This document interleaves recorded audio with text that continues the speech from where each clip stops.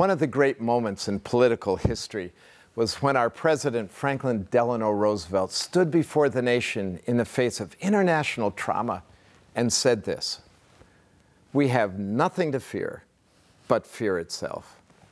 Wow, how profound, not just politically, but spiritually.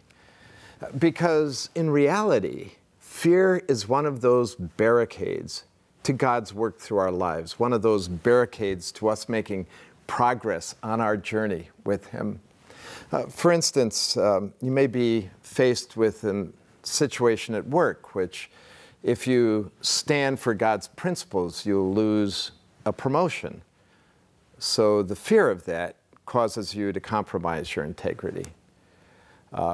Perhaps you have a friend you have an opportunity to witness to, but for fear of being misunderstood or made fun of, you decide not to speak to him about Jesus Christ and put his eternity at risk.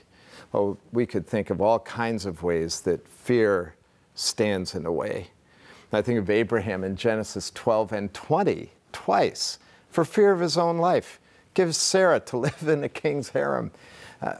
Maybe not that big a deal, except that she had the Messiah seed within herself, and he was putting all of God's historical plans at risk. Or the children of Israel getting ready to cross the Jordan, and the spies go in, they see giants in the land. They say, "We are like grasshoppers compared to them." And immediately they spend 40 more years in the wilderness. See, fear is a lot like that. So my heart goes to Psalm 56:3 right away, and I hear this: "What time I am afraid, I'll put my trust in Him." There it is. Can you trust in God that He has the power to overcome that barrier in front of you? Can you trust His promise?